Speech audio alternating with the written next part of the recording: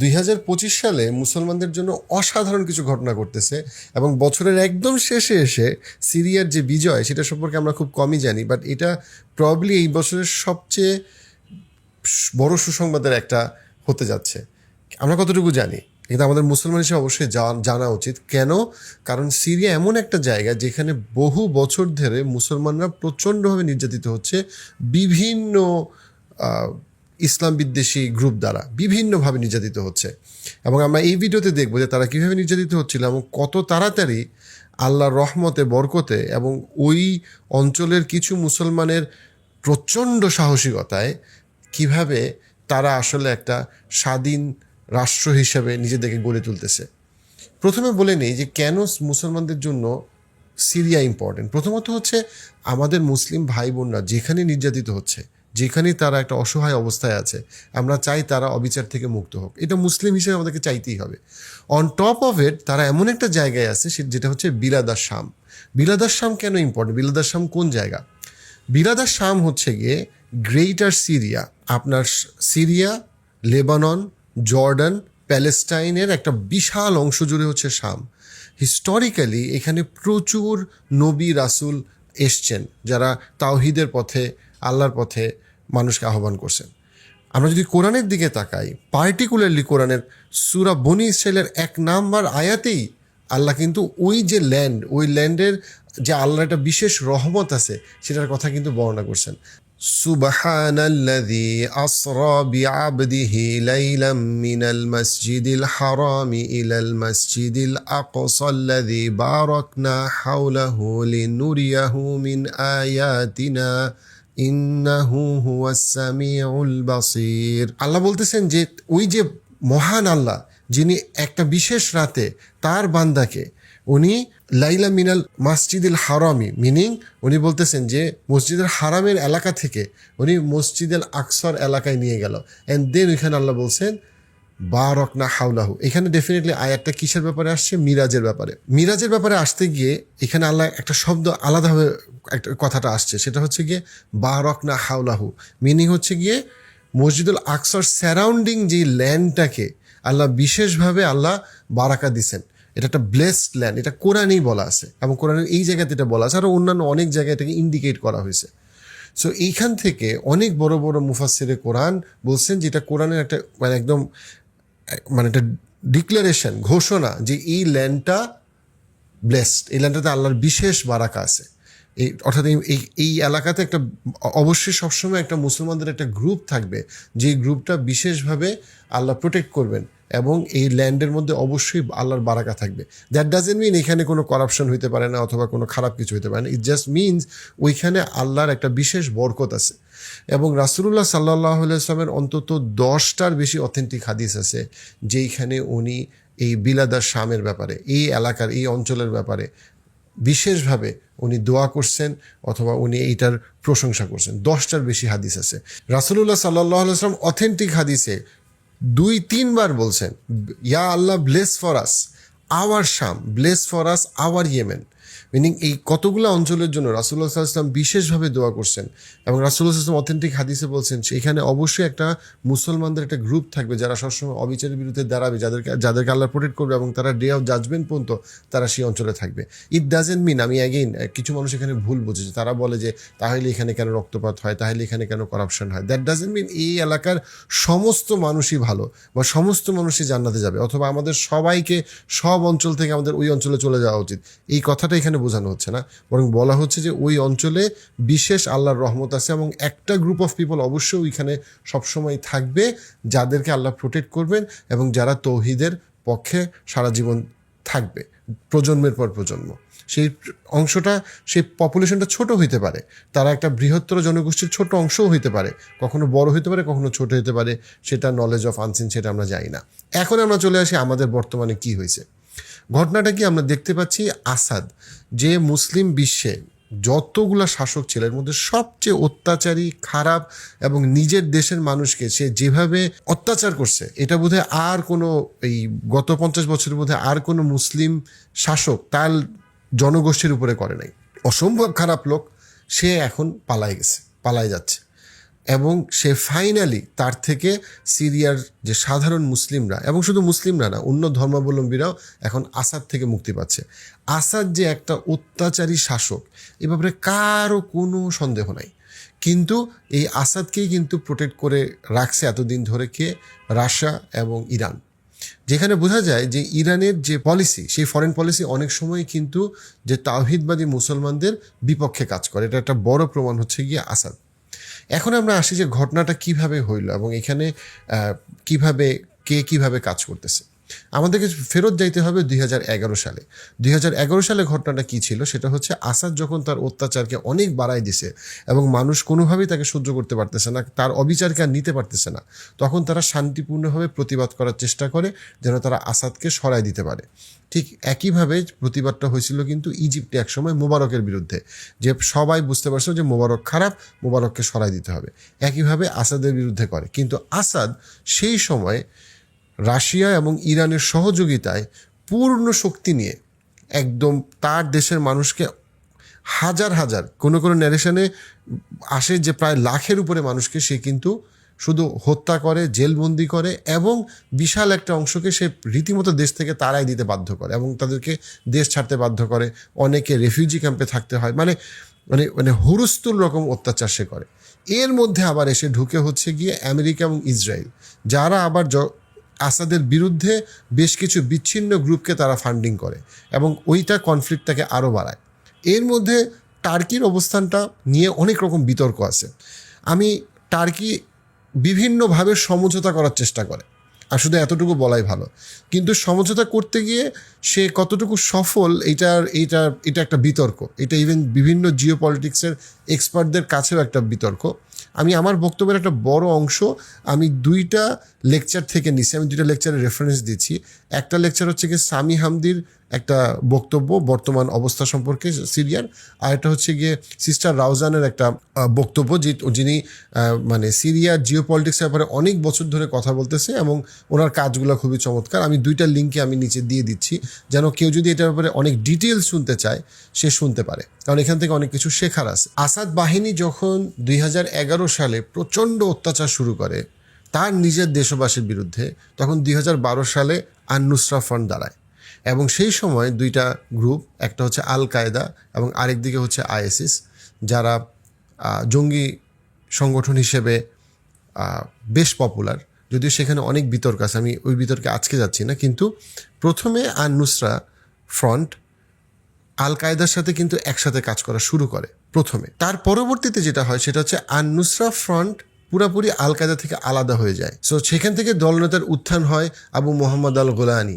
আল Golani পরবর্তীতে আল কায়দার বিরুদ্ধে লড়ে এবং এটা ক্লিয়ার যে তার হাতেই একরকম আল কায়দা শেষ হয় এবং তারা পরবর্তীতে পুরাপুরি আইএসিসের সাথেও তারা একটা সংঘর্ষে লিপ্ত হয়। অর্থাৎ আল গোলানি নতুন যে গ্রুপটা তৈরি করে, যেটা আগে নুসরা ফ্রন্ট ছিল, পরবর্তী যে গ্রুপটা তৈরি করে সেই গ্রুপটার নাম হচ্ছে HTS। এটা ইম্পর্টেন্ট,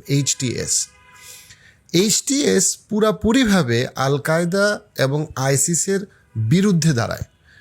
তাদের শুরুটাতে তাদের মধ্যে একটা সম্পর্ক ছিল, কিন্তু পরবর্তীতে কিন্তু তারা পুরাপুরি আল কায়দার যে ইডিওলজি, মতাদর্শ এবং আইসিসের যে মতাদর্শ সেটার পুরাপুরি বিরুদ্ধে দাঁড়ায় এবং এটা সে নিজেই এটা ঘোষণা করে। এবং এই HTSই আস্তে আস্তে ভিতরে 2015, 16, 17, 18, 20 আস্তে আস্তে সংঘবদ্ধ হইতে থাকে। সংঘবদ্ধ হইতে এমন একটা পর্যায়ে আসে যেখানে তারা 2023 সাল থেকে 24 সালের দিকে তারা বলতে থাকে যে আমরা এটা অ্যাটাক করব। এবং এটা ওই আপনারা যদি মিডল ইস্টের চ্যানেলগুলোকে ফলো করেন তখন দেখবেন যে এরকম একটা যে অ্যাটাক হইতে পারে এটা আসলে সারপ্রাইজ ছিল না। সারপ্রাইজ যেটা ছিল সেটা হচ্ছে অ্যাটাকটার স্কেল কত বড় হইতে পারে এবং সেটা কত তাড়াতাড়ি কত সাকসেসফুলি আগায় যেতে পারে। ঠিক যেমন হঠাৎ করে আমরা দেখলাম একটা সময় যে আফগানিস্তান থেকে শুধু আমেরিকা চলে গেল না, আমেরিকার পক্ষের যতগুলো গ্রুপ ছিল তারা সবাই চলে গিয়ে তালেবানরা কিভাবে আফগানিস্তানে তাদের ক্ষমতা নিয়ে নিল এবং এটা যেমন খুব তাড়াতাড়ি হয়েছে, ঠিক তার থেকেও আরও তাড়াতাড়ি আমি বলবো বিস্ময়করভাবে আমরা 2024 দেখতে পাইতেছি যে এই অ্যাটাকটা যখন HTS করলো তখন তারা প্রথমে ইদলিব, অ্যালেপ্পো থেকে শুরু করলো এবং সেখান থেকে তারা গোমা শহর, যেটা খুবই একটা ইম্পর্টেন্ট স্ট্র্যাটেজিক লোকেশন, আপনারা যদি ম্যাপটা দেখেন, এডিটর ম্যাপটা দেখাচ্ছে আপনাকে, এবং সেইখান থেকে তারা আস্তে আস্তে ডামাস্কাসে ঢুকে গেল। এবং যখন তারা ডামাস্কাসে ঢুকে গেল তখন তারা কি হইল, আসাদ কিন্তু পালায় যাওয়ার মতো অবস্থা হইল। এখন প্রশ্ন হইল, হঠাৎ করে যেখানে পুরো একটা জট, যেখানে রাশিয়া এবং ইরানের মতো বড় পাওয়ারফুল পার্টনাররা আসাদকে সাপোর্ট করতেছে, তারা কীভাবে হঠাৎ করে সরে যেতেছে? কিভাবে আমেরিকা এবং ইসরায়েল যারা বিরুদ্ধ পক্ষগুলাকে সাপোর্ট করতেছে, এবং এখানে কিছু কিছু মানে কি বলবো, জিওপলিটিক্যাল প্রিডিকশন হচ্ছে যে কিছু কিছু ক্ষেত্রে ইভেন আল কায়দা এবং আইএসিসকেও আর্মস সাপোর্ট দিতে হচ্ছে গিয়ে আমেরিকা এবং ইসরায়েল, এরকম কিছু কিছু জিওপলিটিক্যাল প্রেডিকশন আছে। এটার কোনো প্রমাণ আমার কাছে নাই, বাট এটা অনেক জিওপলিটিক্সের প্রেডিকশন। কেন? কারণ তাদের বক্তব্য হচ্ছে যে আমেরিকা, ইসরায়েল, রাশিয়া এরা সবাই চাইতো সিরিয়ার এই জায়গাটা কনফ্লিক্টের মধ্যেই থাকুক, কারণ এটা কনফ্লিক্টের মধ্যে থাকাটা তাদের জিওপলিটিক্যাল স্বার্থের জন্য ভালো, হুইচ ইজ গ্রেটার ইসরায়েলের জন্য ভালো, যে এই শাম এলাকাটা সবসময় একটা কনফ্লিক্টের, মুসলমানরা এখানে মারামারি করতে হবে, কনফ্লিক্টের মধ্যে থাকবে। সো তারা এখানে শান্তি বা স্টেবিলিটি চায় না, প্রোগ্রেস চায় না, উন্নতি চায় না, স্টেবল জায়গা চায় না। এবং আমরা ইরাকে দেখছি কী হয়েছে, এবং আমরা অন্যান্য অনেক জায়গায় দেখছি কী হয়েছে। সেই জায়গাটাতে কিভাবে এই সবগুলো সুপার পাওয়ার হঠাৎ করে আস্তে আস্তে আলাদা হয়ে গেল, এবং এইটার আমার কাছে প্রথম ব্যাখ্যা হচ্ছে এটা আল্লাহর রহমত ছাড়া এটা কোনোভাবে সম্ভব না। আপনি যদি 2 বছর আগেও সিরিয়াতে কাউকে যদি আপনি বলতেন যে সিরিয়াতে এরকম একটা ঘটনা ঘটবে, এটা কেউ মানে এটা বিশ্বাস করার মতো ঘটনা না, কিন্তু কিভাবে এটা হইলো। কিন্তু আমি দেখি যে আল্লাহ কিভাবে পুরা জিনিসটাকে, আল্লাহ কোরআনে বারবার বলছেন যে তারা পরিকল্পনা করে, কিন্তু তাদের থেকে অনেক উত্তম পরিকল্পনা করে হচ্ছেন আল্লাহ, এবং আল্লাহর পরিকল্পনাই টিকবে।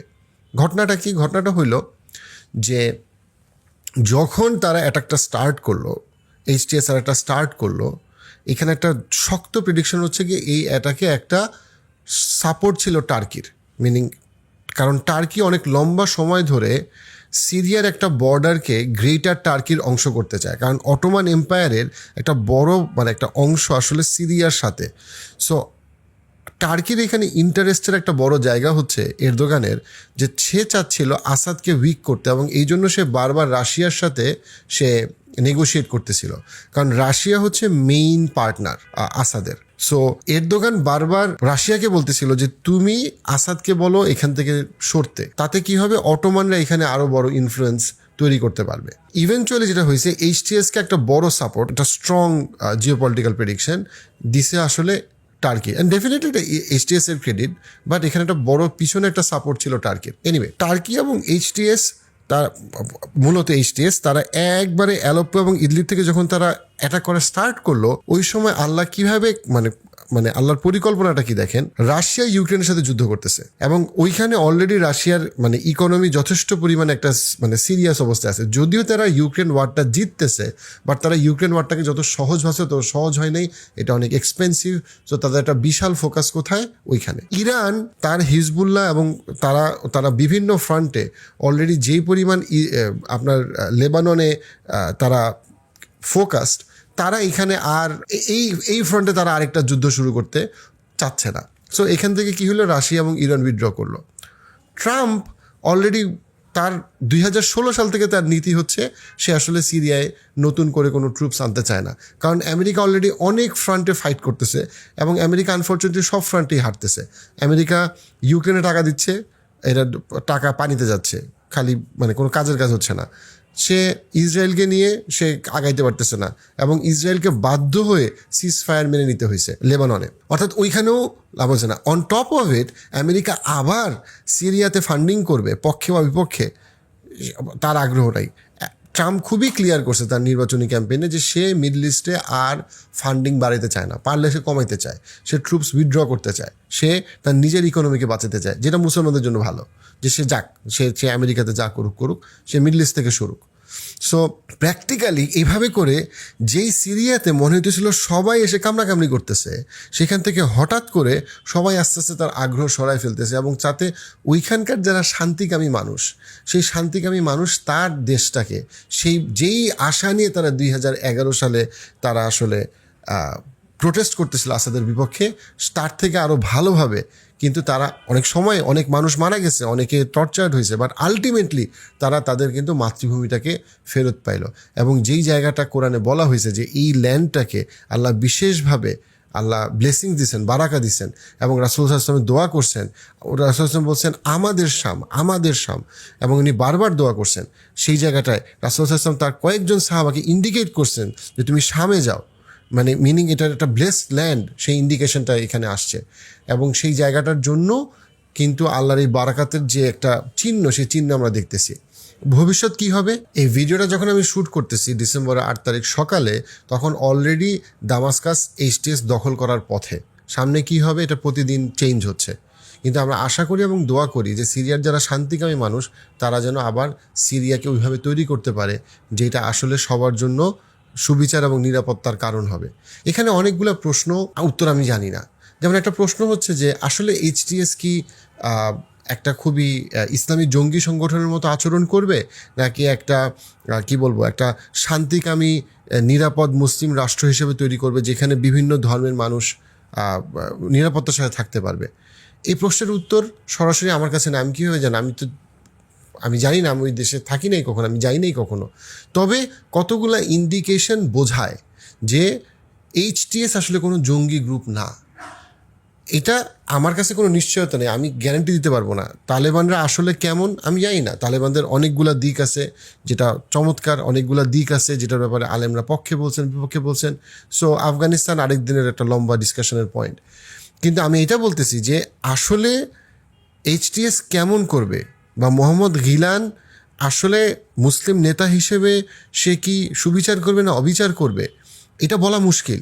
দেখি আসলে মানে কি বলবো, আপনার খুবই অ্যাগ্রেসিভ, যেখানে সে অন্য কোনো মতাবলম্বীকে কোনো জায়গা দিবে না সেরকম হবে, নাকি সে একটা শান্তিকামী, মানে যেখানে কনফ্লিক্ট কম, সবাইকে নিয়ে এসে থাকার একটা, অবশ্যই সে ইসলামকে আপহোল্ড করবে, সে ব্যাপারে কোনো সন্দেহ নাই, বাট সেটা আসলে কীরকম হবে এটা সময় বলে দিবে। তবে কতগুলো খুব ভালো লক্ষণ আছে যেটা দিয়ে আমরা আশা করি এবং দোয়া করি যে HTS আসলে নিরাপত্তা সবাইকে দিবে এবং সবাইকে ঐক্যবদ্ধ করবে। 1 নম্বর, কেন আমি এটা বলতেছি? কারণটা হচ্ছে ISIS এবং আল কায়দা 2012, 13, 14, 15 সালে তারা আরও বিভক্তি তৈরি করছে। তারা ইদলিবে বিভক্তি তৈরি করছে, সবখানে তারা বিভক্তি তৈরি করছে। কিন্তু HTS 2022-23 এবং এখন আমরা ক্লিয়ারলি দেখতেছি ইভেন যারা সিরিয়ার যারা খ্রিশ্চান, তারা সবাই খুশি HTSকে নিয়ে, তারা সবাই HTS এর সাথে ঐক্যবদ্ধ হতে চাচ্ছে। অর্থাৎ যারা সিরিয়াতে মুসলমান না তারাও HTS এর বিজয় কামনা করতেছে। এটা স্পষ্ট, তারা BBC, CNN এসে বলতেছে যে HTS আসলে হ্যাঁ তারা ইসলামিক, কিন্তু তারা আমাদের নিরাপত্তা দিবে এবং তারা আসাদের মতো হবে না এবং তারা কোনো আল কায়দা বা এর মতো হবে না। HTS এর যে প্রধান, সে ক্লিয়ার করছে যে আমি আল কায়দা অথবা ISIS এর মানসিকতা থেকে সম্পূর্ণভাবে সরে আসছি এবং সেই মানসিকতাকে আমি সঠিক মনে করি না। তখন আমি 15 বছর আগে যা ছিলাম সেখান থেকে আমি আরও অনেক পরিপক্ক হয়েছি এবং আমি বুঝতে পারছি অনেক কিছু যেটা আমি তখন বুঝতাম না। HTS যখন দামাস্কাসে ঢুকতেছে তখন তারা প্রথমেই বলছে যে কোনো পাবলিক প্রপার্টি যেন নষ্ট করা না হয়। তারা আকাশে গান ফায়ারের যে কালচার, এই কালচার থেকে তারা বের হয়ে আসছে এবং তারা সবাইকে নিয়ে থাকার, সবাই যে নিরাপদ এবং এইখানে যে সবাই থাকতে পারবে, সিরিয়া যে সবাই একসাথে হবে, সেই বিষয়টাকে সে সামনে তুলে আনছে এবং খুবই স্ট্র্যাটেজিক্যালি সে বলছে আমাদের মূল লক্ষ্য হচ্ছে আসাদকে দেশ থেকে সরানো এবং আসাদের যত সাঙ্গপাঙ্গ আছে তাদেরকে দেশ থেকে বিতাড়িত করা, কারণ তারা এই দেশটাকে ধ্বংস করছে এবং তারা বিভিন্ন বিদেশি ইসলাম বিদ্বেষী গ্রুপকে এই দেশে ঢুকতে দিছে যারা এই দেশকে ভেঙে ফেলছে। তো আমরা দোয়া করি এবং আশা করি যে মুসলমানদের বিজয় হোক এবং মুসলমানরা শান্তিপ্রিয়ভাবে থাকুক এবং সেটা একটা রোল মডেল হিসেবে নেশনটা দাঁড়াক।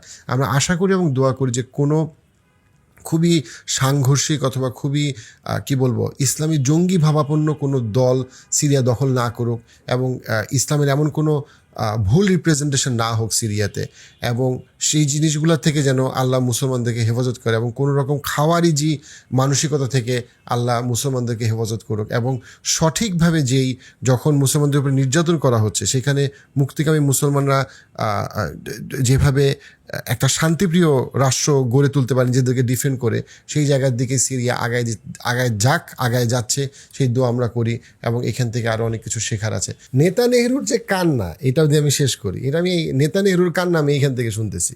কেন? কারণ আপনি যদি পুরো বৃহত্তর ম্যাপটা দেখেন, ম্যাপে ইসরায়েল আস্তে আস্তে খুবই আইসোলেটেড হয়ে যাচ্ছে।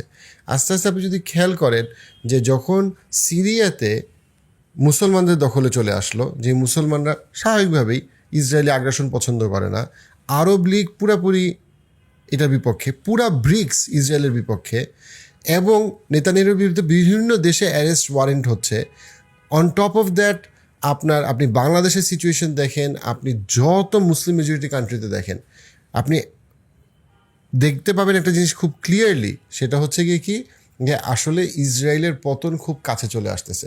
ইসরায়েল এখন যদি যুদ্ধ বন্ধ করতে যায়, তা তো করলে ভালো, কিন্তু আসলে সে যুদ্ধ বন্ধ করতে বাধ্য হবে। কারণটা হচ্ছে গিয়ে আমেরিকা তার ফান্ডিং আস্তে আস্তে খুব স্ট্র্যাটেজিক্যালি, খুব ধীরে ধীরে সেই ফান্ডিংটাকে সে আসলে সংকুচিত করবে, খুব ধীরে ধীরে। এটা খুব তাড়াতাড়ি করবে না, বাট আমেরিকা ইসরায়েলের ফান্ডিংয়ের রাউটটাও চেঞ্জ করবে। সে এক্সপ্যানশনে ইসরায়েল আর যেতে পারবে না, তাকে যাইতে হবে আস্তে আস্তে, যেন সে ক্লোজ করে। যতটুকু আছে সে গ্রাউন্ডটাকে কিছুটা রাখার চেষ্টা করবে, কিন্তু সে আর এক্সপেনশনে যাইতে পারবে না, এবং নেতানিয়াহুর পতন খুব কাছে। যদি আপনারা সিরিয়ার এই ইতিহাসটা আরও অনেক ডিটেলসে জানতে চান, আমাকে কমেন্ট সেকশনে জানাবেন, তাহলে আমি আরও একজন এক্সপার্টের সাথে হয়তো আরও ডিটেল আলোচনা করবো ইনশাল্লাহ এই সিরিয়ার ব্যাপারে, এবং আমরা কী কী শিখতে পারি সেই ব্যাপারে। সালামু আলাইকুম।